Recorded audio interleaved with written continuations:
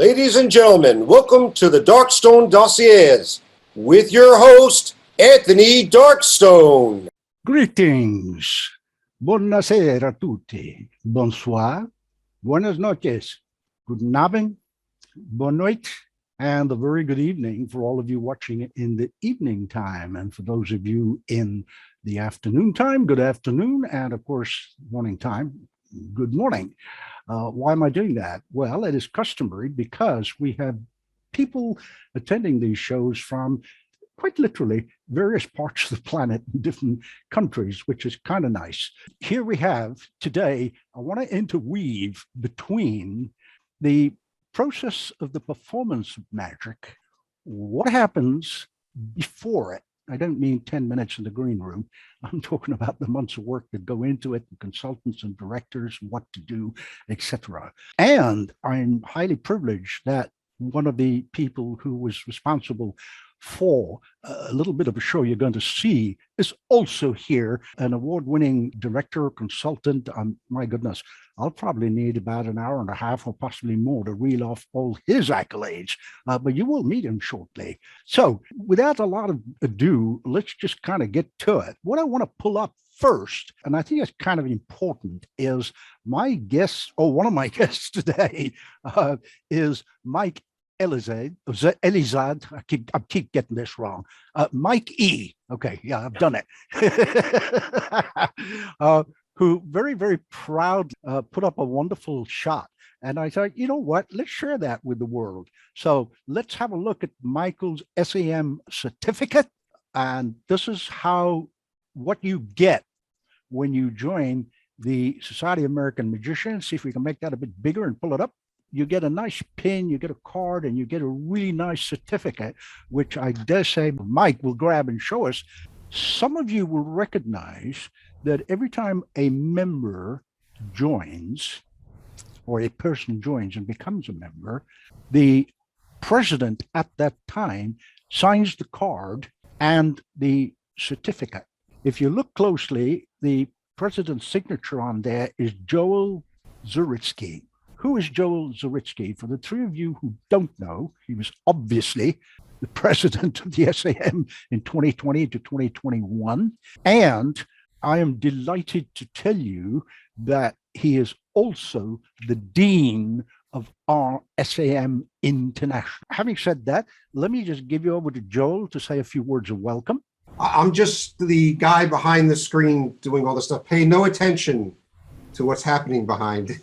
So I'm looking forward to today's episode of the Darkstone Dossiers. So thanks for all being here. I really appreciate it. Take it easy, everybody. Thank you, Joel. Now, we have a gentleman who in July we will start referring to as most illustrious.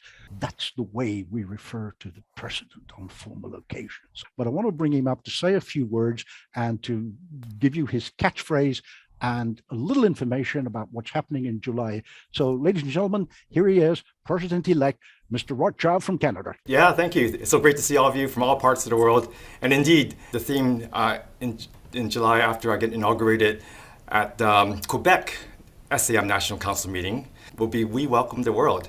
And this will follow and build upon the theme set by our Dean of the Assembly, International Assembly, Dr. Joel Zaritsky, which was We Are the Energy, and our current most illustrious Tom Gentile, which is We Do More Together. So let's keep that going. Let's keep that going strong. Let's do more together, and let's keep up the energy. Thank you very much, Rod.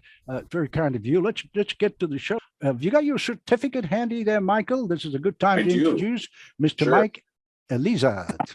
Is it Elizade? I'm getting it. Got it. You just nailed it. Elizade. Oh, gracias. I was just using a Spanish pronunciation. There it is. He very proudly has that. So, signed by, as I was explaining there, by Joel Zaritsky. So let's just get on with the show. Some of you may or may not know that, and we're going to talk about it quite a bit in this show. Mike, to use a baseball expression, knocked it out of the park.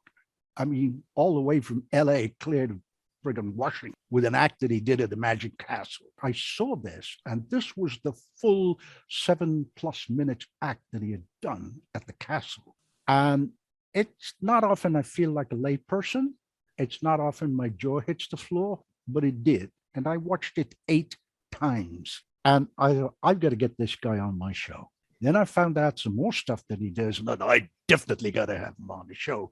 And he says to me, there's this other gentleman called Chris Philpott. And I said, that name rings a bell. And he said, well, I think you should have him on. And as we move along, you'll figure out why we've got both of them here. So I spoke to our wonderful editor who takes a lot of footage from these and cleans it up and tidies it and puts credits and things. And then we put it on the showcase. And I said to him, I have a really, really difficult task for you. This is an amazing 7 minutes plus act. I have no idea how to edit it down for this show. Not that I know how to edit anyway, I don't. I'll turn it over to your skills. And I got permission from Chris and Mike and said, look, and they said, yeah, go for it, because people can see the full thing on his page or website or YouTube. But just to give you a little taste of this gentleman's dexterity, and I'm using that word quite deliberately, you'll discover why.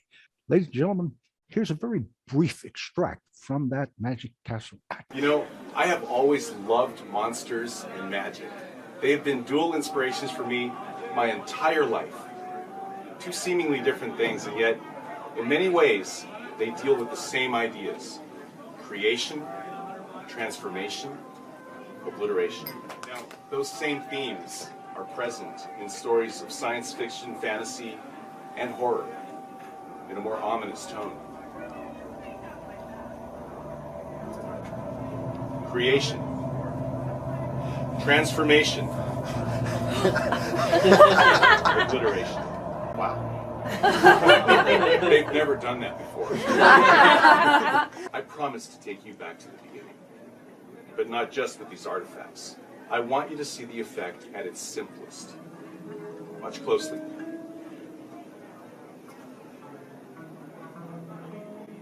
Is it still there? Yes. Yeah. Now, I want you to try to imagine the wonder that this must have evoked thousands of years ago when no one had ever seen anything like it before. Obliteration. This era, remember, guided souls through a mysterious portal to the underworld.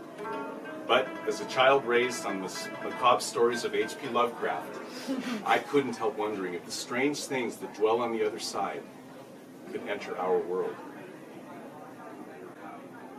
Transformation. But to what?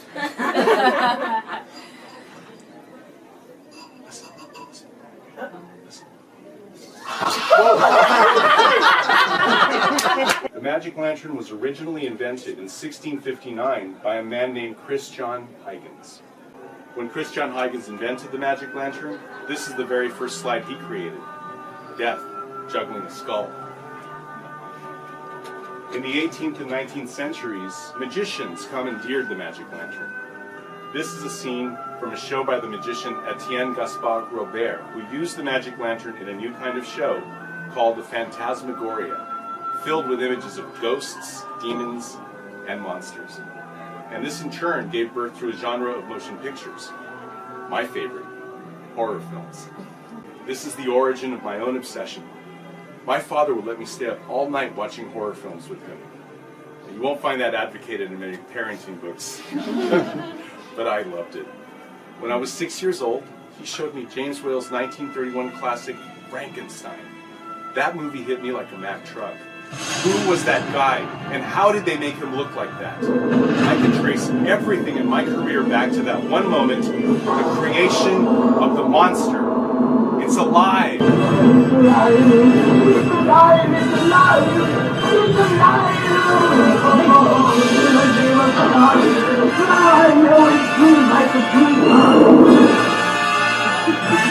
Whenever I see these luminous images, they're like phantoms dancing like quicksilver before our wondering eyes. The men in this image have long since turned to dust, as has the monster. These phantoms return to haunt us with the secrets of their stories. And when those stories end, and the specters fade, and the portal closes, we are left in the dark to wonder, are we watching them, or are they watching us?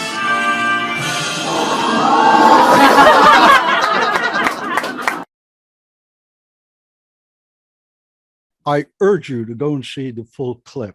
I really, really do. And I bet you'll watch it more than once. That in itself was brilliant, Oscar winning, awards, whatever. A gentleman that many of you watching would have heard of, Jim Steinmeier, actually had some really nice words to say about that. Did he not, Mike? He did indeed. It was we were flabbergasted when we saw the review that Jim gave us, weren't we, Chris? Yeah, it was really, really wonderful. Yeah. I'm glad Mike said, weren't we, Chris? Because here he is, ladies and gentlemen, Chris Philpott. Let me just kind of quote a little bit. He brought the most dramatic presentations, things you really cared about, what was going on. Really, really smart thinking. Now, who is this gentleman that Mike just introduced? Well, like I said, I could be here for the next month and a half or two. He's an award-winning writer, scriptwriter, Academy Award nominated writer. And if you've heard Ron Shelton, who was, he was an Academy Award writer director, Ron Shelton, he actually referred to him as, let me just look at my notes here, I don't want to misquote him, a talent of the first order. Chris has written for producers such as Brad Fisher, oh my goodness, the list is so long, Paul Schiff, which you may remember was a movie with Jennifer Lopez called Made in Manhattan, and directors such as Simon West, The Mechanic, not the Charlie Bronson version, the Michael Winner version, but the newer version. The old version, if you've seen it, splendidly done. I mean, I'm a Bronson fan. I know he's not here anymore. And Michael Jan Vincent with Michael Winner. And watch the new one, because obviously Chris has had a hand in it in so much that he's worked with the director, Simon West, if not for that particular movie. He also, and I'm just reading off this because I don't want to miss anything out. No, read off Mike's. Yeah, wow, yeah. Well, I will. I will. We got to hear the Steinmeier quote because we will. I mean, that applies to both of us. No, I know it does. I just read that as well. Yeah, but anyway, we'll do it. Chris sold 40 elephants to Lionsgate and TNT. In 2016, he created and produced for the Sci-Fi Network David and Lehman's Best Magic Show Ever. Previously wrote for Regenesis. He's written and directed 3 feature films, Fairy Tales and Pornography. One of them won Best Director at the, no less, Palm Beach International Film Festival. The Happy Couple won Best Screenplay at the Phoenix Film Festival. One of the quotes was, Chris Philpott's screenplay for The Eternal Husband is superb, and he directs as well as he writes. He understands the industry, movies. He understands magic. He knows how to direct, and he knows how to script. And Mike will be the first one to tell you that the both of them have been friends for a long time. And when this Cashel thing came up for Mike, guess where he went? He went over to Chris. They sat down and worked on this. And as a result of Chris's input as a consultant, director, and scriptwriter, that stunning act came about.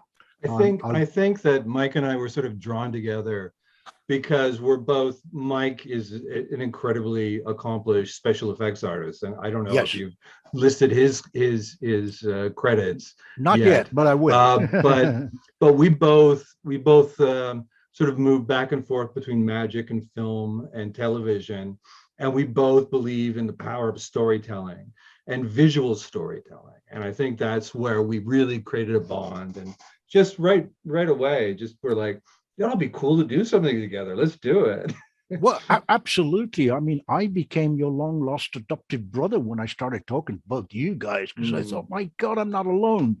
There are guys on this planet who think like me, who understand the need for having a director for your show. Yeah, someone that you trust, that you could talk about scripting with.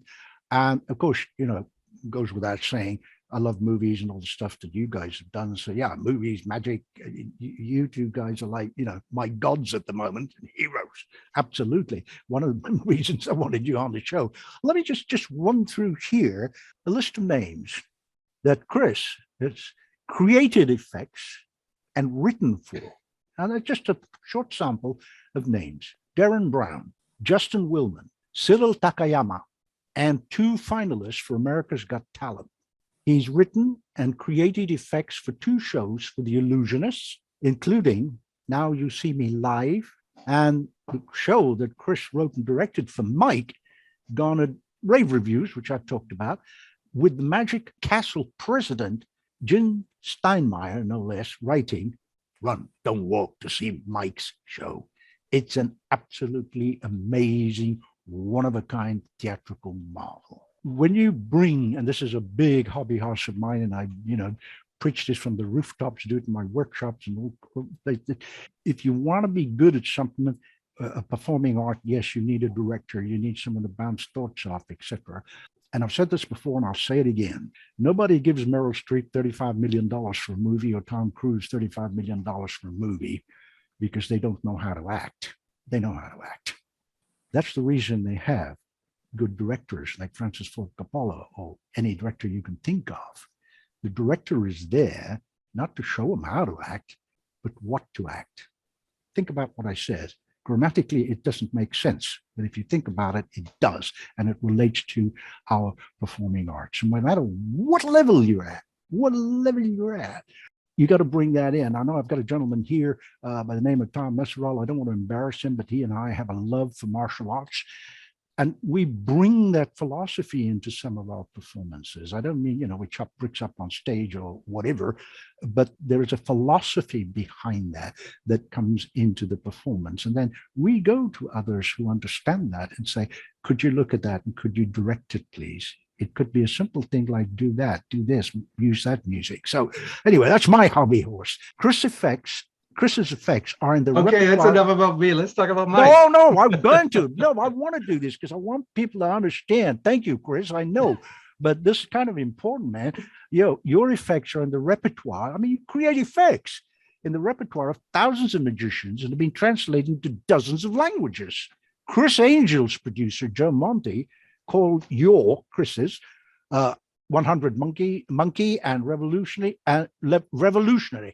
Penn Jillette called his end of my rope, his meaning Chris, end of his rope, a great trick. I mean, I can't possibly have you here, and Mike is nodding because I know he's agreeing with me, and not talk about. I know you're a modest man, and like most, brilliant directors and script writers, you kind of stay in the background. I know that about you, but somebody needs to speak of these kudos. Somebody needs to talk about this and tell people and explain why someone like you is important. There's a ton of other stuff which I've left out, but I hope I've given. You're very welcome. You're very welcome. I really, I mean, kind of unprofessional in some ways, but this is a personal hobby horse of mine, and so I wanted to personally convey that out there. That there are absolutely wonderful, incredibly talented experts, specialists. Pick your own adjective. You're a writer, like you, and you've done a lot of this for magic.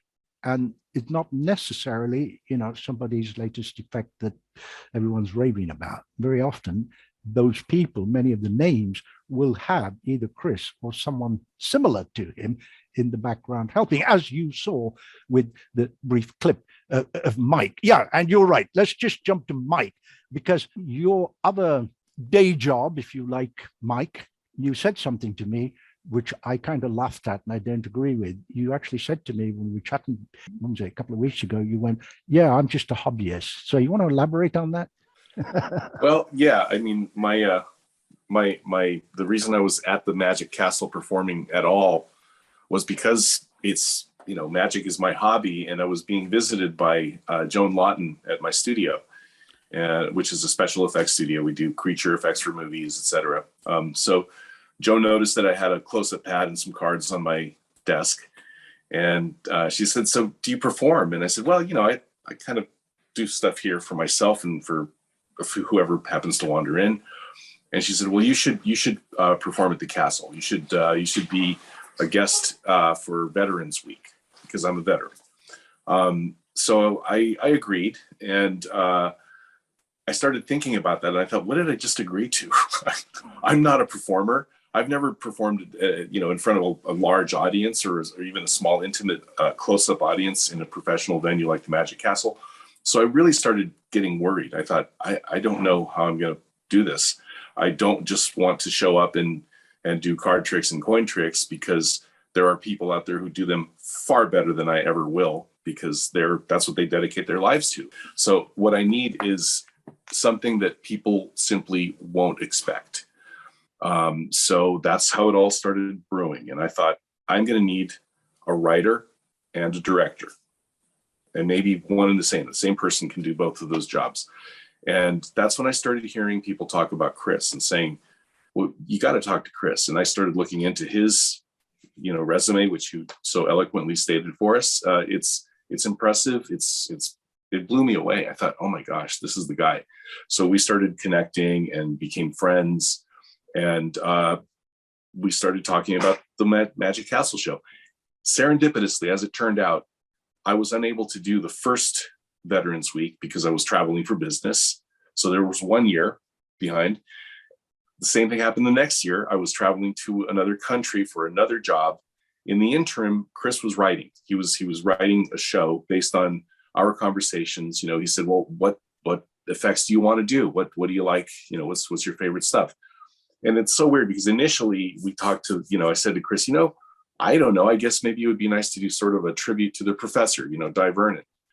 And Chris kind of steered me away from that and said, no, this should be your show. This should be something that brings to the table what you have created in your career, because it's interesting stuff. It's artifice, ruse, and subterfuge via movie effects. So that's how the whole thing sort of developed. So I wish there were a ton of professional magicians who were the same category and class of hobbyists as you. No, seriously, man.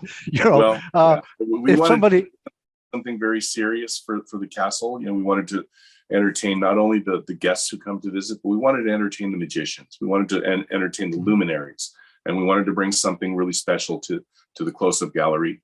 And I think we did that. Thank you, Chris, for all of that. Thank Wonderful. you, Mike. It wouldn't have been possible. And when he says he's got a special effects house, it's a vast place. I don't know how many warehouses you have in there with people working around building, and it's all the real old-fashioned, but the effects with models and puppets and things you wear. It's not CGI. It's all that real stuff that just puts it over the top in terms of believability in a movie. And it's, Mike is the guy when it comes to this in movies.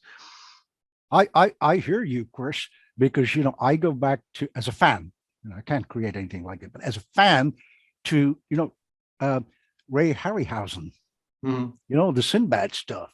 There was no CGI back in those days, No. I don't think they can figure out. Best of my knowledge, I don't think anyone's figured out how you made those damn skeletons dance and sword fight. No CGI, nothing like that. For the two people here who don't know what the term CGI is, I think I would just simply say computer generated imaging. Am I right with that? Yeah, it's an acronym for it. Yeah, okay. So yeah, as Chris rightly said, Mike, again, how long you've got. I can list all his credits and all his movies and things like that. He has, with your good lady, a company called Spectral Motion. And for that, you've worked on a ton of movies. The most important one that most people, not the most important one for you, but that most people would immediately, yeah, I recognize that movie, and that's Hellboy. So if we can pull up a still or two, here you are. Obviously, that photo was taken when you were much older, Mike. So there you are. I think we got a couple. Yep. Final touches. Don't know the art, but are an aficionado like myself. I can't create stuff like this. But the attention to detail is beyond meticulous. And there's still there you are with Ron, who played Hellboy. Yeah. So want to talk to us a little bit about the thinking and the meticulousness that goes into your company, Spectral Motion, and some of the things you create there? Sure. Well, one of the most important things that attracted me to this kind of work in the first place was as you mentioned, the detail that is involved in creating something that is artificial but looks incredibly realistic and organic, and I mean down to every last pore. That really kind of made me. I was so intrigued by this. I thought, oh my goodness, the hours and hours of work that go into that, and yet look at the beautiful result. Look at how gorgeous it is. I mean, it's the same thing with any other art form. Paintings, music, all of those little details that make up the whole are what attracted me to this particular variety. I mean, because I grew up, loving monster movies and especially. So it is in those details that we see the culmination of a brilliant effect, an overall effect. As Di Vernon famously talked about Max Malini, the effect is the thing, and everything that Malini touched was an effect. It wasn't a trick; it was an effect, and that is really a very powerful thing for me. When you take those effects and you bind them all together with a strong storyline, then you've really got something special. So that was the impetus of with the pictures of Hellboy that you just showed. The reason that project was so important is because it is the project that Guillermo del Toro, the director of the film, approached me and Mary to say to us, I want you guys to open your own studio, and I want us to do this movie together. And that's how our company became a reality. And that'll be 20 years ago this coming June. So it's been a really fun run. Absolutely. And I think, you've mentioned, in my opinion anyway, I don't know about anybody else, one of the finest directors on the planet, Del Toro. And he recently, last year, I believe, it may be in December of last year, did, I believe, Nightmare Alley, if I've got it right. And the consultants on that were Jeff and Tessa Iverson from Canada, who most people watching will know who that couple is, and they're just awesome, brilliant, and definitely prove telepathy or whatever mind reading exists. Fine. So again, you get somebody like a director like that who can do Hellboy and then switch to something like, it's a whole genre. They're not monster movies. Hellboy, correct me if I'm wrong, it's not a monster movie. It's not a horror movie. You just kind of, okay, I can go have a drink with this guy. He doesn't scare me, He stands up for truth. He stands up for justice. He stands up for that. I mean, I know you've served, etc. And we've talked about that. And at the end of the day, that's what's coming from the inside out, and it's expressed. I mean, correct me if I'm wrong, in the creations of the creatures, or as you said, the tiny pores.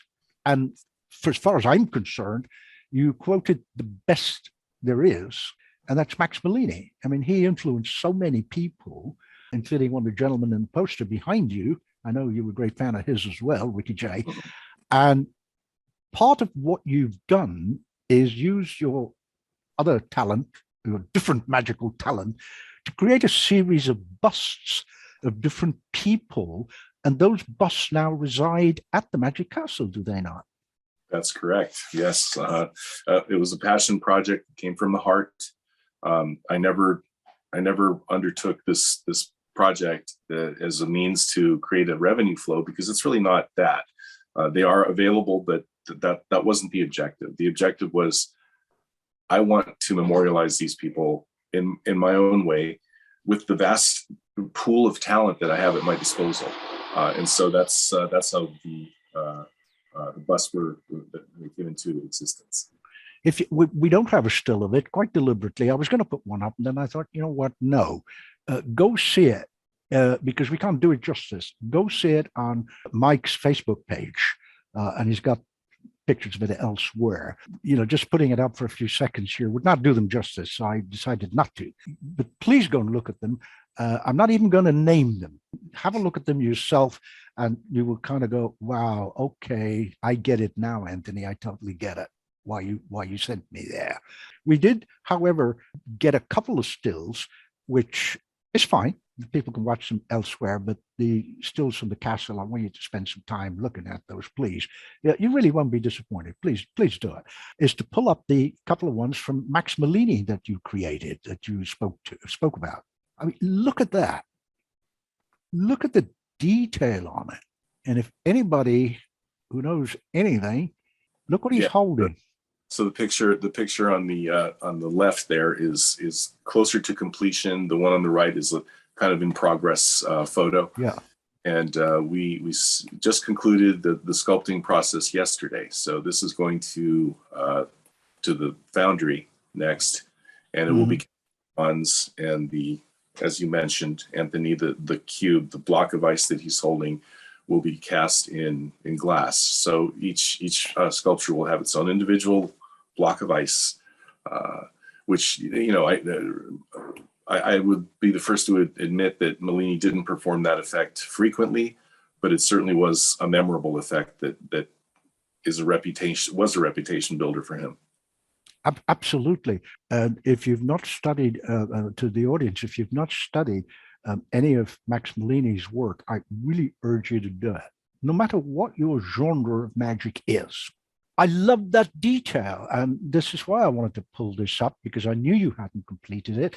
And I can't wait for the finished one, because I'm dying to see what the chain around his neck and the emblem is. And yeah, I'm dying to see how you're going to cast that, if you're going to do it in bronze or silver, because you're going to have glass for the ice. Yeah. How long does that process take, Mike? I don't mean, from the start and the sculpting. I mean, now that, say it's completed and it goes off to the foundry on Monday, how long does it take in the foundry before it comes back as that's it, it's the bronze, it's done? It takes them a few weeks to do. It's quite a lengthy process. First, they have to mold the sculpture that we give them. First, they have to actually separate it all, take the arm off, put it into manageable pieces, and then they create a mold, a rubber mold, a silicone, and then they create a wax version of the original sculpture. They pull that out and clean that up, attach the arm, do all their work that they have to do ahead of time. Then they take that wax and they dip it into different types of materials. Slowly over time, they build up a shell around that wax. And that is what they put into an oven and melt all the wax out of that. It's a lost wax process. And then they fill it with bronze and dump that out. And that's how they come up with the bronze. So that's why it takes such a long time. It's quite a process. And I don't know anything about this, so I'm going to ask you what amounts to a really silly question. I suppose you have to do it at different temperatures, or does it stay at the one temperature in the oven? That's actually, I'm not sure about that, because we don't do the process. I think the molten material, the molten bronze, they do that in a crucible and just pour it into I guess it's a porcelain composite or ceramic composite shell that they create. And there are very specific steps that have to be taken to not damage that mold and to make sure everything is done correctly. It's quite a process. I wouldn't want to be involved with it, because I don't want to deal with molten bronze, which can vaporize your foot instantly. Yeah, that'll be one effect they talk about. Yes. Now I know you're a huge fan of the late Ricky Jay. I mean, who isn't? But I know in your case it went beyond that, and you created, in fact, a bust. We're going to pull it up in a second. That's Ricky. That was sculpted by a gentleman at our studio named Norman Cabrera, who's a longtime collaborator of mine. We were co-workers together before Spectral Motion was in place, and Norman did this beautiful piece for us. Ricky is a very special figure in my magical development, as I'm sure he is for many, many people. I was fortunate enough to see his 52 Assistants show at the Geffen when he was here in Los Angeles. And it changed my life. It changed the way that I viewed magic. And I think that had a lot of bearing on what Chris and I ended up doing for the Castle show, because, you know, I learned from watching that presentation just how important the narrative was, you know, how powerful that part of the presentation is. The effects are special and important, but the narrative is the superstructure that carries it all. And I really learned that from that one show. That show changed everything for me. So that's why Ricky is so important to me. Well, he was also, as many will know, a remarkable actor and appeared in quite a few films, one with Gene Hackman, the title of which I can't recall, and of course, a couple of cameos on The X-Files. And for me, I don't do the cups and balls. Sorry, you were going to say, go ahead, Mike. Go sorry, ahead. Sorry to interrupt, but in The X-Files, his character name was Malini the Great. Yes, I know. Yeah, I know. Yeah, that was a kind of in gag for those who knew. I watched it. And I thought, what is this? Oh yeah, no, okay, all right. Well, that's very cool. That's very cool. So yeah, he was. And what happened to? Is this just one of a kind, or are there several now? Are there copies, or it's just one bust? That's it. The Ricky J bust. Yeah. So the Ricky J bust is something that I created just for myself. I created one for his widow, Chrisanne Burgess. I made one for Michael Weber, who was his partner, his business partner, and one for David Copperfield, and that's it. Because you actually went up there to David Copperfield's museum, and I believe presented it to him. Yeah. And like I said, we could run stills of you in the museum and things like that. And at one time, I think it was probably a year ago, no, maybe a year and a half, something like that. Our own dean of the SAM International and past president, the SAM, also went up and visited with David Copperfield and presented him with a really nice plaque. There's a lot of wonderful backstories, like Lance Burton. There's a lot of kindness that he does behind the scenes. When the Houdini gravesite in the Malpaca Cemetery was, shall we say, in serious disrepair, he donated a six-figure sum of money. And I know this to be true because I was told this by the dean of the whole of the SAM, who took me there to visit Houdini's gravesite. So, you know, I think it's wonderful that gentlemen like David Copperfield, Mr. Lance Burton, I mean, he was on the show, I can't remember now, several months ago, I think. Yeah. And they kind of give back. And I've noticed that with yourself, with your collections and things. I want to pull up a picture of you and our Paul Wilson in your special place. I think you're going to call it your library. There it is. Yeah. Yes. You know, this is one of the people I absolutely admire. I think originally he's from Scotland, if I'm not mistaken, but lived in London for a long, long time. And I met him on a couple of occasions. He's the most disarming, laid-back guy you can ever meet. And man, is he deadly. Everything he does is no way. I mean, everything, even if it's a simple coin vanish. Yeah. Paul is one of those people who I am so fortunate to know him and to call him a friend. He's a very dear friend of mine. But I've seen him do things that you only read about. You know, you only it's legendary stuff that you imagine how it must look, and when you see it in his hands, it's there, it's in front of you, and it's happening, and it's so thrilling to see his prowess with sleight of hand, with you know, gambling moves, you name it. He is a brilliant artist in the art of magic. And he's been a very great teacher to me. He's taught me so many things, and I'm so happy that he's in my magical life and in my circle of friends. This photo was taken probably about 8 years ago, and that room that you're seeing in the background is actually this room. It's the same room. It's just this is different angle. It's a constant. It's in a constant state of evolution. It's always sort of, it's a very malleable place for me because my library continues to grow, and I continue to find new ways to have fun with it. So yeah, that's what's going on with that. Well, I have seen or hung out with Paul for, gosh, yeah, probably a decade. He also made, I can't remember which company it was, a wonderful television series where he wasn't exposing magic, but exposing cons. Yeah. Yeah. I can't recall the name of that series, but it was absolutely genius. Can you recall the name?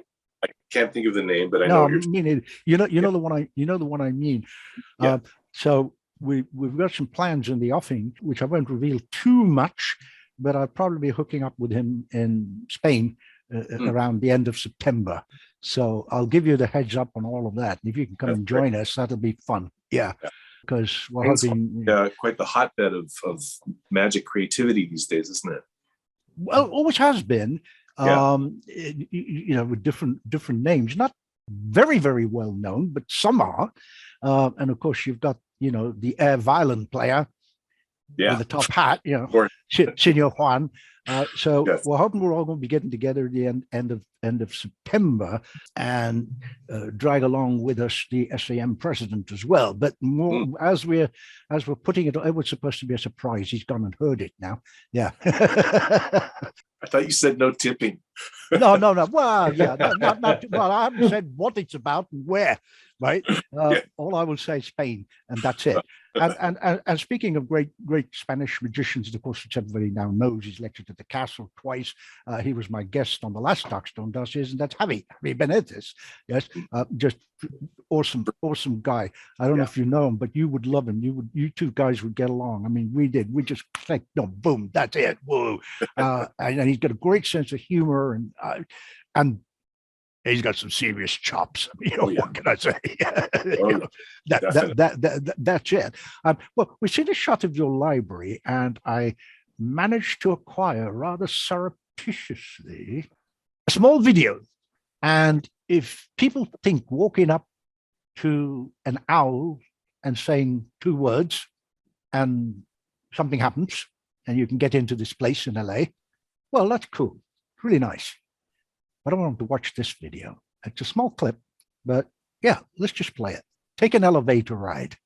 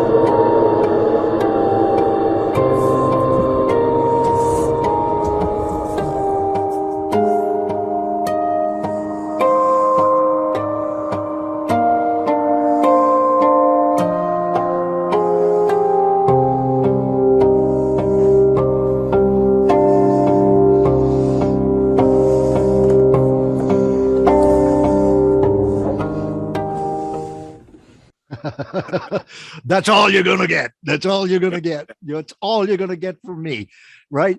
You win a free ticket if you know where that place is. By the way, the free ticket is not good for anything. It's not good for anything. It's just free. Come on. We're a cheap show. What can I say? Yeah, but it's a free ticket. Yeah. Okay. Wow. I mean, only a man who understands magic the way you do and creates special effects the way you do could create a place like that. Well, I thought to myself, so the way this evolved was, I put that bookcase in, and that's the bookcase that opens into that space. Because I've always wanted to have a secret bookcase with a way in and out that is, not exactly obvious when you first look at it. So then I was left with a space behind the bookcase and the door leading out into the hallway there. And I had this space, and I thought, what am I going to do with this space? I can't use it for storage. I can't, because it's a thoroughfare. I thought I'm going to do something fun with it. I don't know. Maybe I'll do the mirror gag like at the Knott's Berry Farm mile long bar. So you walk in, see for miles in either direction. And I thought, that's not quite interesting enough, is it? I mean, because the gag is over once you see what it is. And I thought, well, let's put the mirrors on the ceiling and the floor. And then you've got something, because I can make the walls look like an elevator shaft, and it has naturally repeating patterns that continue all the way down. It's a perfect illusion. So that's what I did. I just had some fun with it, went to town, and that's the result. Well, you see, only a creative mind could do that. It's kind of obvious when you said it. I put the mirror on the ceiling and the mirror on the floor. How creative is that to create that illusion? It's just amazing. I'm definitely going to come visit you. Nothing like inviting oneself. Thank you. Well, we share a common passion for a particular beverage from Tennessee called JD. Rod will tell you some stories about that, because I on gala shows that we have, I do kind of like a fun thing with it, but we won't go there. Okay. I want to talk about your thing here. I'd love to come and visit. Thank you. Wonderful. I have tons of witnesses now. I'll bring JD, but you got to create a Pepper's ghost. I know. I've thought about it, and I'm trying to find the place to put it, and one day I will. Okay. Yeah. No, if anyone is going to do it, you got to be the man to do it, because you understand ethics and you understand magic. It's a deal. We've actually had a little practice. A few years ago, we created a piece for Imagineering, and it was a miniature that Guillermo del Toro was developing, a project, and we had the opportunity to create a diorama miniature that you could look into a little curtain and see a Pepper's ghost effect that we had designed for them. So it's in the works. I definitely want to put one here somewhere. So when it happens, I'll let you guys know. Oh, absolutely. Listen, do you actually create custom things? So like a magician came to you, well, I know Chris does, because he's, created effects and so on. And I've read off a list of notables that Chris has done. Say a magician came to you and you said, look, I've got this idea and I want to do this, not necessarily, an octopus that rock and rolls, if you know what I mean. Because I love that. I call it the octopus. I don't know what it is. I just want to call it an octopus. Fair enough. Yeah. Yeah. No, we should give him a name. Kirk. From Kirk Douglas. Damn, I'm dating myself. 20,000 Leagues Under the Sea. Yes. I must have been 8 or 9 when I saw that with my dad. Kirk Douglas, yeah. But anyway, yeah. Call him Kirk. Yeah, I've named him Kirk as far as I'm concerned. Yeah, okay. It's an in gag for everybody here. That's the in gag. All right. Yeah, I love the worms out of the cards, man. I mean, when I first saw it, and you know what? I still don't believe you. You're not a hobbyist. I don't care. You keep calling yourself a hobbyist, and I'm telling you, there are pros who don't get anywhere near you. Seriously. Well, that's how good you are. Well, Steinmeier said it. What can I add? Me, what can I add to that? Nothing. But I know you also have a passion, really, because you can't be in this business and do it right without passion. You really can't, because that's from the inside out. And you express that through all kinds of creativity. And what you cannot do, you get from others. What am I talking about? I'm talking about this painting called The Juggler, which when I first saw it, I went, wow, look at that. Let's pull it up. How cool is that? I forget the name of the guy, really. I should have it written down somewhere, but I can't remember. So this painting was inspired, first of all, it was inspired by Hieronymus Bosch's The Conjurer. The Juggler, as it was known originally. And it was a commission piece that I asked Victor Safonkin in Prague, Czech Republic, to paint for me, because I saw some of his other work, and I was very impressed, with his handling of oils. So I thought, boy, it'd be really cool to have Victor's take on The Conjurer, and this is what he came up with. This gorgeous painting. It did. It doesn't really do it justice, like most paintings. You see a picture on it, and then another picture on Zoom. You're kind of going, yeah, okay, fine. Yeah, there's a guy tapping a box and a rabbit's coming out. No, it's a painting. It's a work of art, hours, months, probably a year or more gone into something like that. And then there's also the technique of once it's done, how you varnish it, because many a good painting, not destroyed, but changed, shall we say, if the varnishing wasn't done right. Let's pull that up again, Mike. Can you just talk to us a little bit about it? Did he actually explain to you what his thinking was, this one? Well, the color palette is very similar to the original painting. The performer the Bosch one, yeah. Bosch performer's wearing red. One of the spectators is wearing green. He said that one of the spectators, his head is transforming into a donkey's head. He's literally being made an ass of, because he's being pickpocketed as in the and the effects that are being performed on the table. He took quite a bit of artistic liberty with those, a lot of license, and I really wasn't dictating anything to him. I said, look, I want this to be what you interpret from painting, and that's what he came up with. So there was no brief from your part. You just kind of other than look at Bosch's work and then just go, wow. Yeah. I mean, that's incredible. Is this gentleman in Prague a magician as well or not? He's not. No, I mean, he's a magician. Oh, wow. But not a practicing magician. No. All right. Let's pull that up again, because me being me, and I'm quite fond of Leonardo da Vinci's work. The reason for that is that, like myself and you and Chris, and a couple of us over here, we love mischief. And Leonardo's every single painting has mischief, including the famous that everybody knows. It's not even a painting, it's a friggin' wall fresco of the supposed Last Supper. Yeah, as the little hand with the dagger. Everybody's trying to figure that out, and everyone's analyzed it and found stuff. Anyway, I'm looking at this and looked at it and I went, wow, love the dog. Because in the Bosch painting, the dog's at the bottom. Yeah. This one's up there. It's not the same dog, but it looks like, he belongs to the same family of dogs. Yes. I know it's a different breed. I know. I love dogs and horses. I know it's a different breed. And I was particularly struck. I'm saying all this because I want to get yours and Chris's opinion on it as well. I was particularly struck by the way the dog's paw is there. Because if you're looking at it as a painter painting a dog's paw, anatomically, it's not quite correct. Anatomically. So there's a little piece of mischief there deliberately with the paw. And I then went, oh, gods of all magic, look at that. He's wearing a smartwatch. Did you notice that? There's this guy from the 16th or 15th century or whatever century, and he's wearing a smartwatch. Yeah. So I love Savokin's take and mischief in this painting.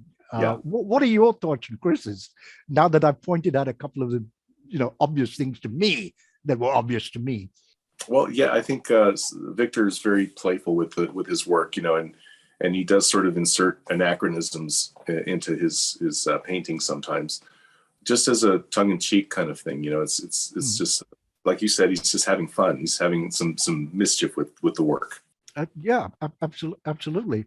I think to be fair, or to give him the kudos he deserves, let's pull up the Bosch one, the Conjurer. Yes, let's pull that up. To be fair, I mean, pretty much everybody has seen it. We've got that there somewhere. It's coming up, I think. Yes, there we are. There it is. Right there we are.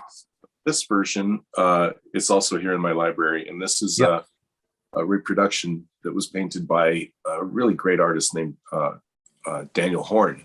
And his specialty is to paint classic monsters. He's painted many versions of Boris Karloff as Frankenstein. Bela Lugosi as Dracula, all of the original Universal monster films. He has done really stunning work based on those creations. So I thought, I'm going to see if Daniel will do a reproduction for me, because I've seen prints of this, but I wanted painting. I wanted something that was true to the original, and a painting on wood, and that's what Daniel did. He created this beat for beat after the Bosch painting. Right. It's just, when you say wood, is this on canvas, or is he put it on plywood or some such material? It's a piece of hardboard. Right. Yeah. Right. I mean, this guy's going to make a fortune, creating plates for $100 bills. He's that good, isn't he? I mean, look at that. I defy. I mean, I'm not an art expert, but by no means.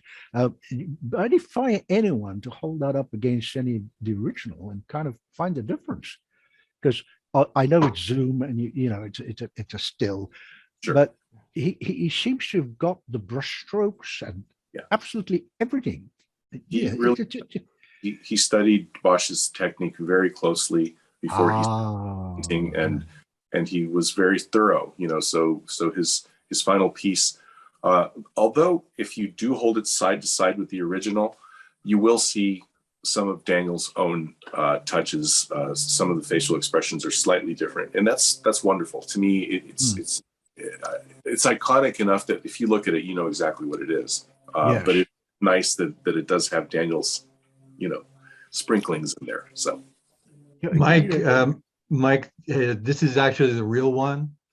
We got together, we switched it. So, you know what, Chris?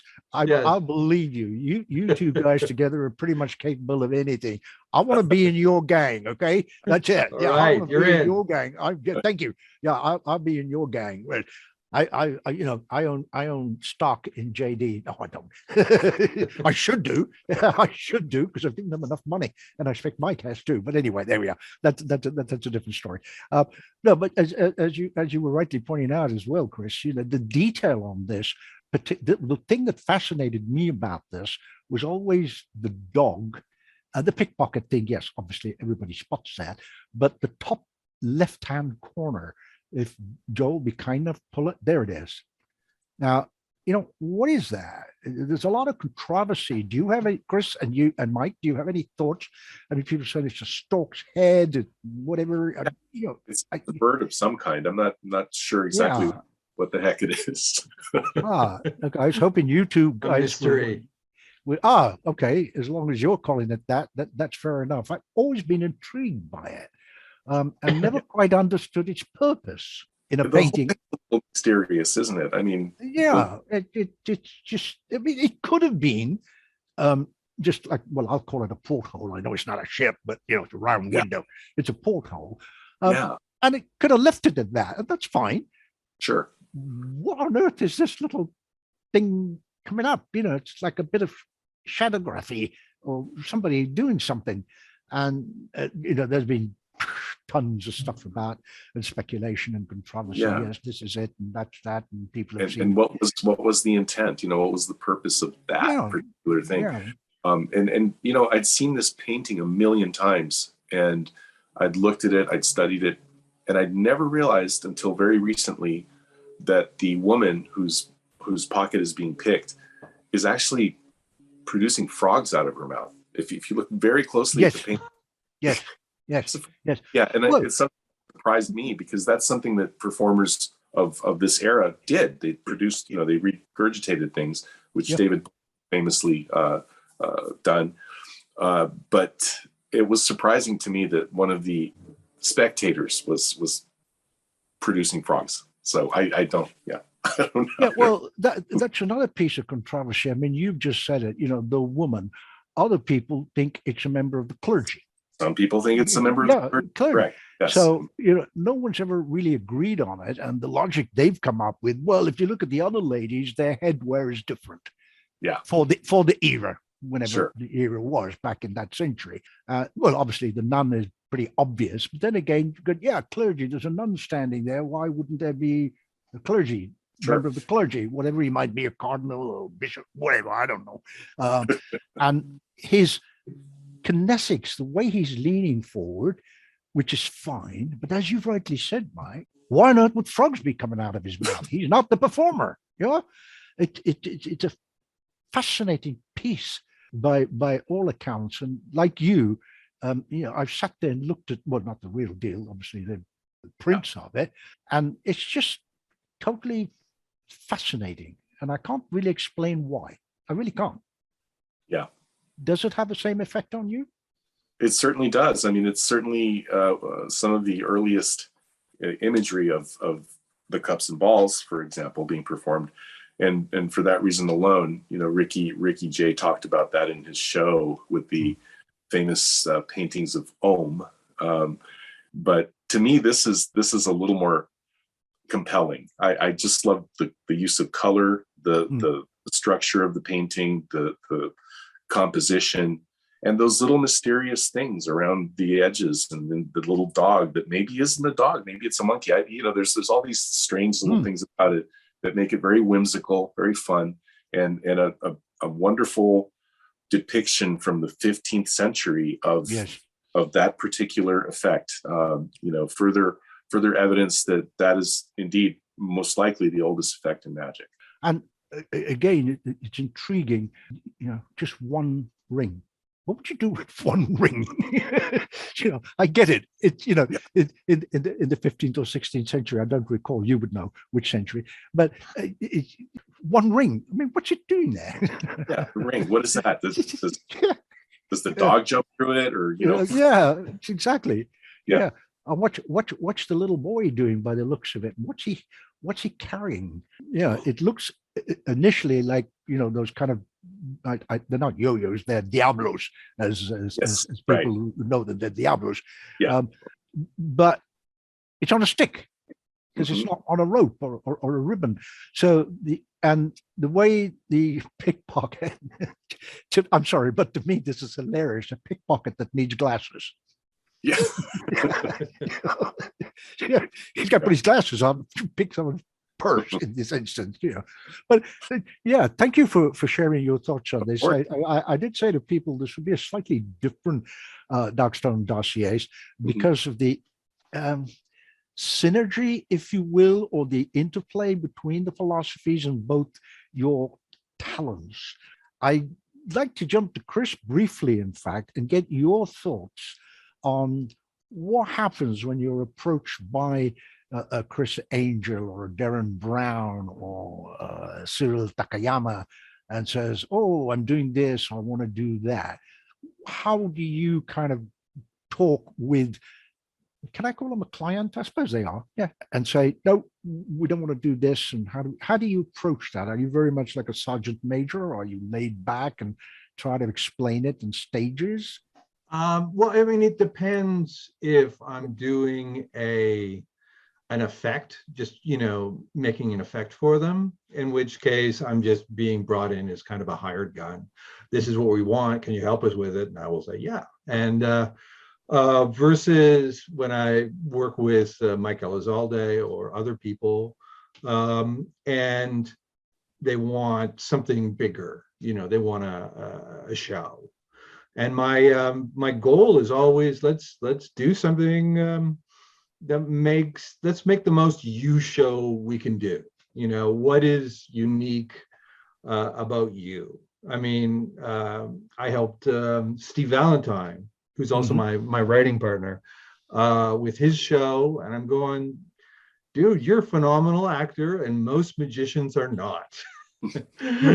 Do that. It was with Mike. It wasn't just that he could make these fabulous special effects, but he was incredibly passionate about monsters. And it sort of became, from the very beginning with that monster that comes out of the deck of cards right to the end where we produce the monster. This is an expression of Mike's passion. I mean, we talked a lot about, the first meeting, I hardly think I didn't produce any ideas. I just asked questions. And, when Mike told me about the first time that he saw Frankenstein, that it changed his life, and both started him on the path to movie magic and his love of magic. I thought, let's try to work that in there. I'm glad we got to use the actual scene that changed his life, because that's an electrifying moment in the room. You can see this great effect, but you can also see what changed a young boy's life, and what was just, it's so personal to him. And it's just a great scene. It just it charges the room, that scene coming in, and so things like that. That's my basic take, and also just trying to do new stuff. When Mike asked me, can we do a cups and balls routine? I said, well, if we can do something new with it, yeah, but that's going to be hard because there's so many out there. But we figured it out. We figured out something new, and I think I don't know if you noticed, the cups were patterned on the cups on the wall of Benny Hassan. The maybe not cups and balls origin story of magic. So that was sort of our in to create the cups and balls, and Mike had the idea of actually using scarabs instead of balls. And you bought one. You bought an actual. I did. I bought an actual unearthed scarab, and we use that as the base for our show. That's the scarab.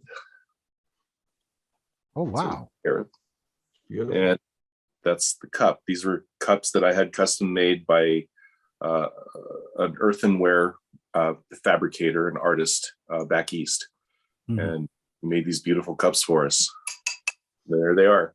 I think what both of you have just done is to emphasize or re-emphasize, if you will, certainly thoughts that I've had and other people like me have had. Yes, the props matter, the visual matters, the script matters, and the passion matters. And when you put all of that together, then it's from the inside out, and the audience cannot but help receive it. Yeah. Would both of you gentlemen agree with that statement? Absolutely. Yeah. I think so. Chris's script was so rich and so wonderfully, crafted, that my responsibility was to source everything and put it together, the magic and the props. And we both thought it was an important component for people to walk into the room and see these things, and they're already seeing a story being told, before you even go up through the curtain. It's so that was part of our objective as well. Well, I'm trying to quote Max Bellini. I mean, why should I? Because we've all said it, and so is he, which is, it's not just, this is a personal thing. I dislike using the word trick. I really do. And I avoid it in my writings or workshop or whatever. I prefer to call them effects. Yes, I agree. Thank you. I figured you might, and Chris would, because if you're not creating an effect, then it's trickery, and nobody's really interested in that. Well, they give you a golf clap and whatever, but it's not kind of, you haven't touched them. The narrative is smooth, and it's just, flows, and you're wrapped up in it. That's really what I'm saying. It's like watching a great movie. You forget you're in a theater eating popcorn or whatever you're munching on, and you're wrapped up in this movie. Yeah. A silly example to make a serious point. I have a really cool friend of mine, a brother from a different mother, Christian Diamond, in Vegas. And he's a lot younger than me, and his dad and I are more of the same age. His dad's a little bit older. And we spent time, would you believe, sitting in these big chairs watching Westerns. A couple of 70-year-old guys, and he's almost 80, watching Westerns like 10-year-old kids. He's got this big TV screen, and it's a Western channel. And there's Steve, Christian's dad, sitting there going, "Look out! He's behind a rock! He's behind a..." What? It's a movie on a screen. But it's drawn him in. Yeah. And in many ways, this is my humble opinion, delightfully shared by others, that is the purpose of the performance art of magic. Can it be a craft? Well, yes, it should be, but the ultimate ambition, you notice I didn't use objective. I'm not indulging in semantics, the ultimate ambition is to create art. I mean, what would you gentlemen say about that? No, I don't think so. No? Yes, absolutely. I mean, you know what I'm going to send you for your birthday, right? what? 2 crayons and a coloring book. Okay. No, I'm sorry, folks. That's an in gag. Sorry, that's an in gag. No, I had to do Very it. a joke here. Yeah, I mischief. Insider. I'm full of mischief. What can I say? So I'm sorry, Yeah. Chris. Go ahead. Go ahead. No, Go ahead.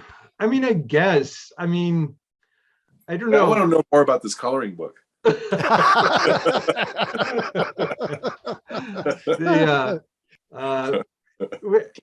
I don't know if we talked much about art. I mean, we were just trying to create something that's really cool that would transport people to another place, enchant them.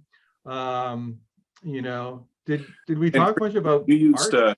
used the word evocative quite Yeah. a bit during the process, and that, you know, art is evocative. So therefore, Yeah. I think without really intending to end up there, I think that is what we ended up creating, an evocative piece. And you know, thank you. You very successfully made that happen in your writing. Well, so did you, man. I mean, and it was very much, I think of it very much as a collaborative piece that we can both pat ourselves on the back for. You see, all good art is collaborative. You've got the director, and then you've got Meryl Streep or Tom Cruise. You see, it's a collaboration. It is. It is. Well, to be kind of like, yeah, I know we're kidding around, and we're kind of not really. We're also serious, but you used a wonderful word, evocative. So I think if you're doing it, you know, even if you kind of go, bow, boom, and the card has come to the top of the deck, that's evocative. Yeah. Well, Sure. Gentlemen, I think we could be here for, oh goodness, forever, you know, talking with you guys and picking your brains. But what we like to do now is go to what Joel calls the schmooze and mingle, and I refer to it as meet and greet, where we open up the mic so people put things in chat. That's not bad. I just want to say I really appreciate how you take your passion and magic and make it something unique. Thank you. Ra Chow has his hand raised. Thanks, Spider-Man. Actually, the first time I've seen Batman as Spider-Man. That's quite a transformation there. Do you have any input on that, Mike? Mike? I don't know if it's safe to mix the DC and Marvel brands like that. That's a no, man. You're right.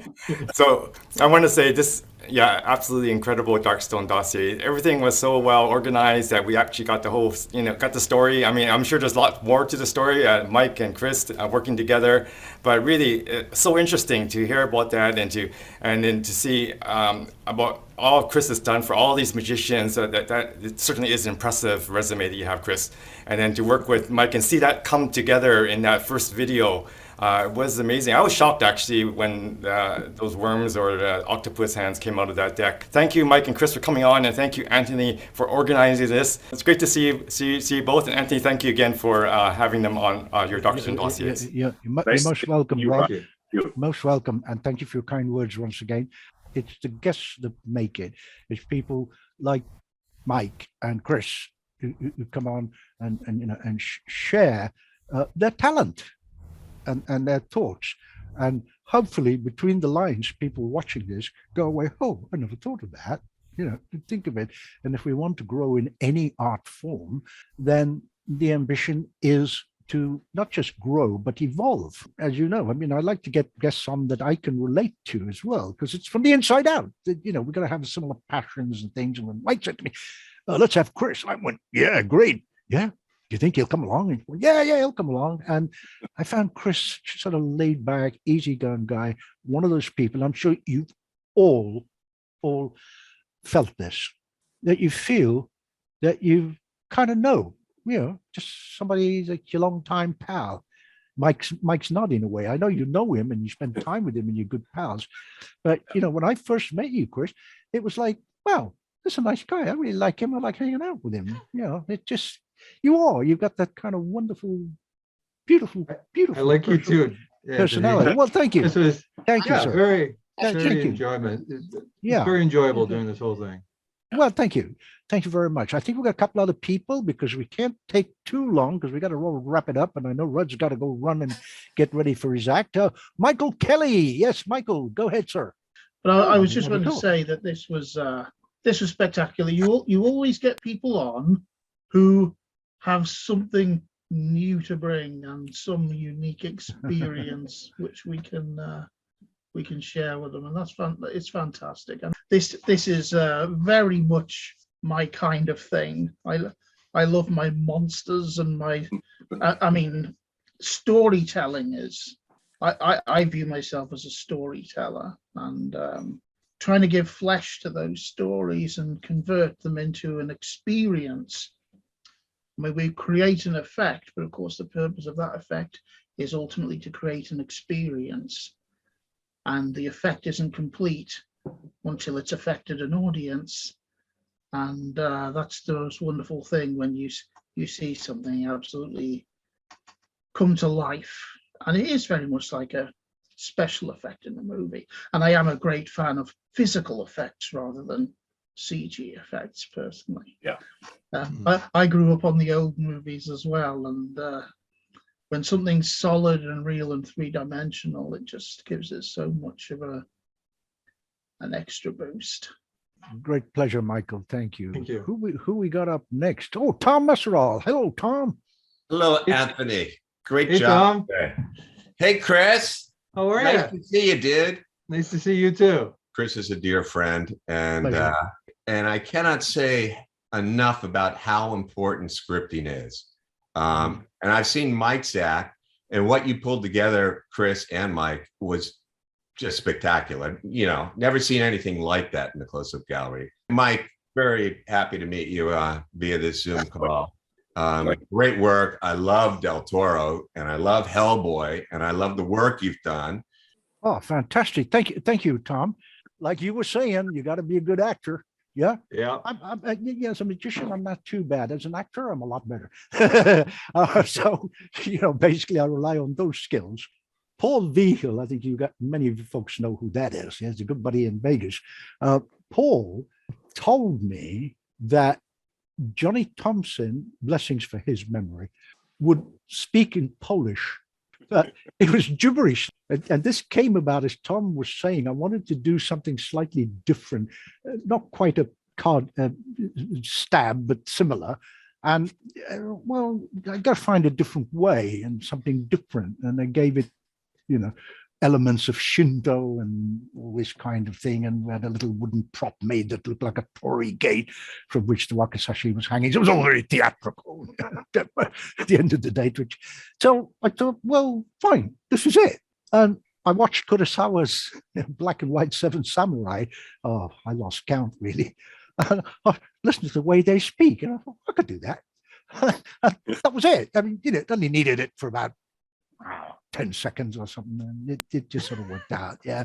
Okay, we got Bill D. Yes, sir. Okay, you were breaking up a little bit, but I think the gist of it is you wanted to know how long it took us to get the show together. Yes. Yes. So from the time that Chris began writing to the time we opened the curtain at the close-up gallery, I believe it was about a year. It took quite a lot of weekends and any spare time that I could manage to build the effects. And Chris, diligently wrote and we revised and we changed things, and we finally ended up about a year. It took us about a year. Is that right, Chris? Do you think? Yeah, I think so. Yeah. Did you see the setup? Did you see the close-up room before you set it up? Yes. We took a few field trips down there and, kind of scoped it out, took measurements, made sure the angles were correct. We did a lot of field work. So we spent a lot of time doing that. It's a great idea because it's not always possible, as everybody here knows, but whenever it is possible, and I think Mike and Chris will agree with this, at least I hope they will, always try and see the venue. Absolutely. We also we wanted to do a lighting tech at one day. Yeah.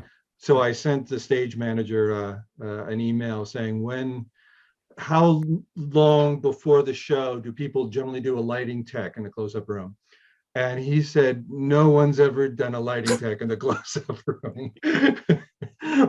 There's not a lot of lighting cues in that, but there's enough. I mean, the lights it has to get really dark when we're showing that movie, for example. Yeah, right. Yeah.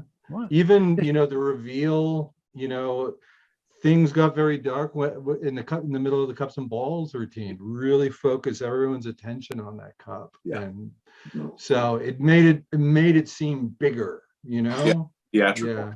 More theatrical. During rehearsals in the room, I was jumping around like a idiot, probably distracting Mike terribly. I actually stood there for every single show. Yeah, Chris, every show. Yeah. I think you guys will agree as well that, it's kind of important when you're doing, if you don't have a Chris on your team, then, have anybody stand on the stage while they're running some lights and go sit in different parts of the room. Fred Fisher, yes, sir. After many years as an engineer, I am back to my real avocation and magic. My question to Chris is, when would you get a director involved? I don't know. I mean, directing could be done. If you've got it scripted out, you may want a director to look at your script and just make suggestions on how to edit. That's an important part of it. And then, I guess it all depends on, how experienced the performer is. You get someone like directing a film, for example, you get experienced actors, you don't have to do a lot of rehearsal. If you have people who are new, or you want something very specific out of them as a director, it takes a lot more effort and a lot more working together. So I don't know. I'm going down to Missouri to direct this show. I'm not sure, it's been delayed so many times because of COVID, but I think I'm actually in the room there for a week. And then a question for you both. How much rehearsal time on the particular close-up stage did you have? Well, we didn't have a lot of rehearsal time in place. I mean, we did do a lot of, sort of tech scouts and just placed things and looked at the way things read from different seats, as Chris mentioned. He kind of moved around to different seats to see how the angles worked. Actual rehearsal time, we didn't have a lot of. I spent, of course, hours and hours and hours, weeks and months rehearsing here in this room, and I actually did, I think, 2 or 3 performances here at my inside the library here to get a feel of how the effects played with an audience, and to give myself some experience actually performing for people, which I never do. So the answer is, Chris, we didn't have a lot of rehearsal time, right, in the space. Not in the room, but you were like super diligent about working on it at your house. Yeah. The amount of time you spent on it was really,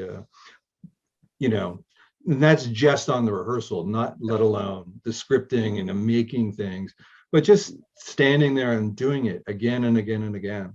Yeah, and that was, I would love to say that was a professional commitment, but it was actually because of terror.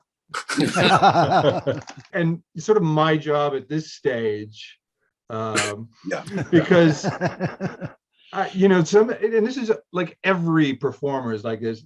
This is right now you're reciting, you're not feeling it. You're not, it's not alive.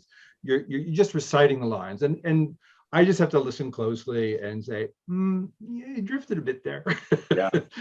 and so that really helped. I think it helps focus you. Oh, it was tremendously helpful. I mean, every time that you brought that to my attention, it made me think, wait a minute. Yeah, he's right. I'm just remembering the line. I'm not feeling that moment. And boy, that was so helpful. So great. Yeah.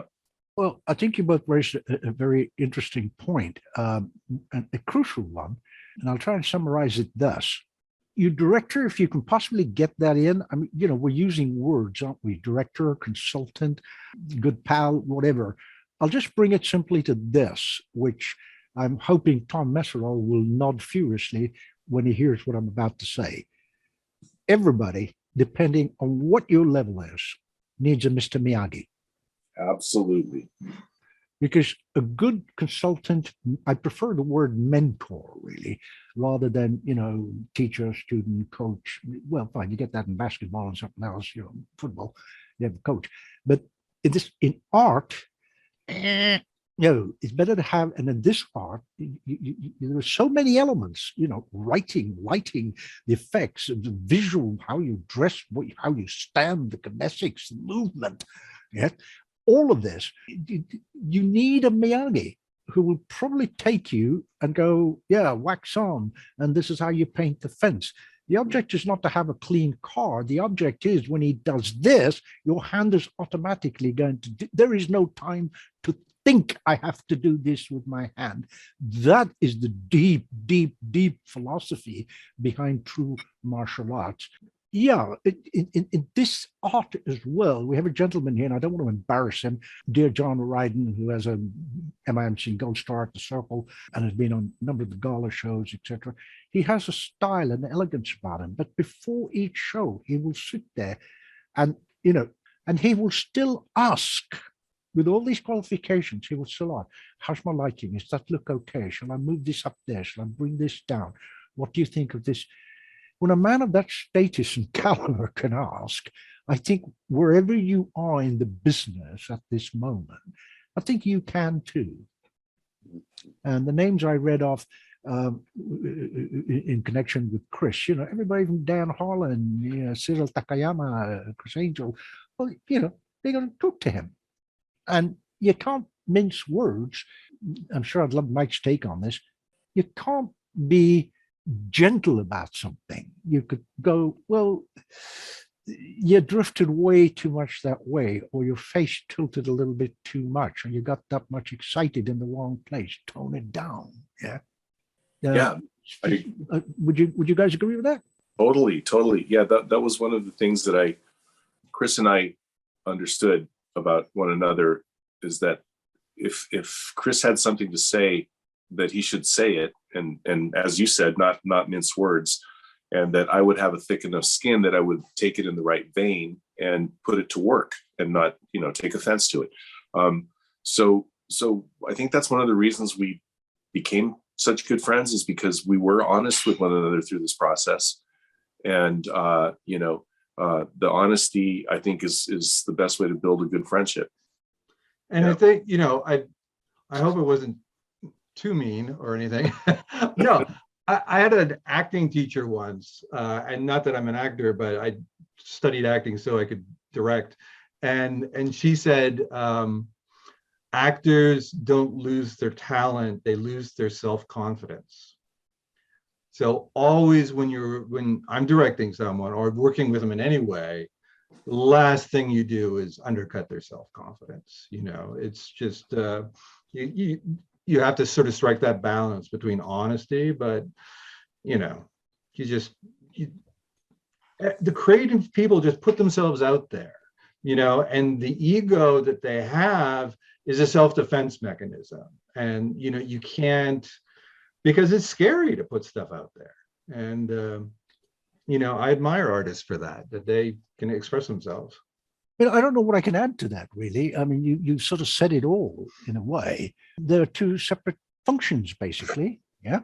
And my rather silly analogy hopefully makes a serious point. It's why you got a couple of windshield wiper on the front and you got one on the back of the car.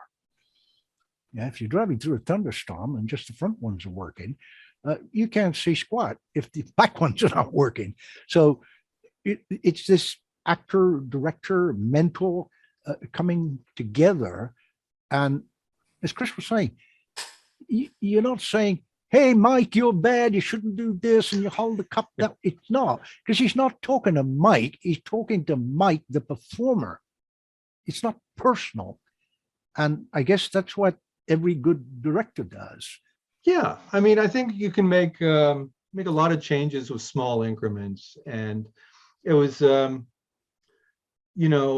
Mike, who's not a seasoned professional, I think we figured out that he got so excited about, like you saw one of the props was an actual magic lantern. And it's a 19th century magic lantern. And he thought this was the coolest thing, as did I, and, just one of my notes was, take a moment when you bring that out and just remind yourself how freaking cool this is. Right. This is an amazing thing. And let that sort of pump you up, And so we found little moments, little beats where he could ground himself. And that's where my experience as a director is, hopefully helpful. And Mike was, just great collaborator on that. He's a wonderful actor. He really is. Well, yeah, I'm not going to name names or anything like that, but a very good friend of mine in Norway, she does a card sword on stage. Really? Ooh. But to make the point on that, she took 6 months of fencing lessons just to be able to wield this rapier That's throw cool. the cards up and do that. So it had to have flair in it. Commitment. It is. That's the word. It's commitment, it's dedication. It should be an integral part of the process to, you don't get a razor's edge on a katana by just faking it. You have to do the work. You have to, refine and polish and find all of the nuances that make it real and use them. Yeah. Oh, Charles Schneider. Yes, sir. I am so happy to be here, and with you gentlemen, with our two guests in particular. I used to, for many, many years, I've been dearest friends with Screaming Mad George. So you guys will recognize him. I feel like our paths might have crossed. I just wanted to state what a huge fan, Mike. You blow me away. Like, it's my favorite Genie magazine cover ever. When I saw that, I was like, I don't think people will be able to can even perceive right now. Yeah, I've been a monster kid since day one. I was born like,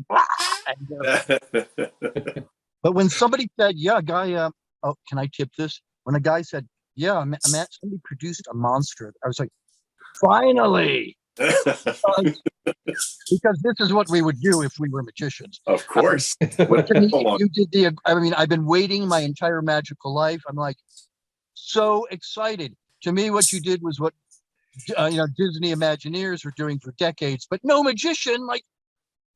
To me, what I saw you do is literally the very beginning. People will look back and say, that's when monsters entered magic. I love it so much. Absolutely. Thank you. Thank you. Mad George, he was, Screaming Mad George was present at the shop where I began my career, where I got my very first job.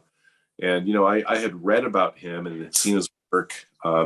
And I had no idea that he was going to be one of the artists working at the studio where I was getting my first shot at creating creatures, monsters for movies. Steve Wang was there. It was a monster kids who's who, and I was like to stagger into that. So yeah, I'm going to try and talk these two gentlemen, my guests, into perhaps coming up with another couple of things. I don't think we can stop just there with this. For those of you who didn't hear me, all we could do was to extract from that castle act. I urge you, please, to go to YouTube, please, please, please, and watch it in its entirety, because we did not do it justice. All we wanted to do was to just kind of, highlight a few things. I can't be long. I just thought I'd peek in and see what was up and say hello. Good to see you, however briefly, Joe. Oh, likewise, Chris. Likewise. For those who may not know, Mr. Gibbon and his lovely wife, Carol, have this wonderful theater in Colorado called Theater of Dreams. Did I get the title right, Joe? You did. In 2 days, it'll be our 19th anniversary of the theater. I was here learning a lot with you guys. Great talk. We had a fun time. It was great. Yeah, it was a lot of fun. For sure. Yeah, likewise. Well, good to see you, Emerson. Tudo bem?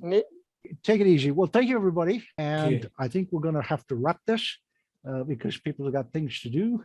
Thank Well, you so Mike, much. Mike and Was Chris. Oh no, thank you, sir. Thank Oh, you, no, no. thank you, Yes, thank you. Anthony, thank you Chris. so much. It was so much This fun. is- this is Yeah, awesome. yeah. Great to see Before- everybody. So, thank you all very, very much. Thank you. If there's not at all, John. Thank you for being here. I must apologise about being late. The time changed in England, UK over the weekend. So I came in a bit late. So I do apologise. But what I saw, I really appreciated. Thank you, Mike. Thank you, Chris. And thank you, Anthony, for facilitating a wonderful evening. Thank you. You're most welcome, John. Thank you very much indeed. Well, if that's all at the moment, then I think we'll just call it a wrap and wish you a very pleasant Sunday and a wonderful week.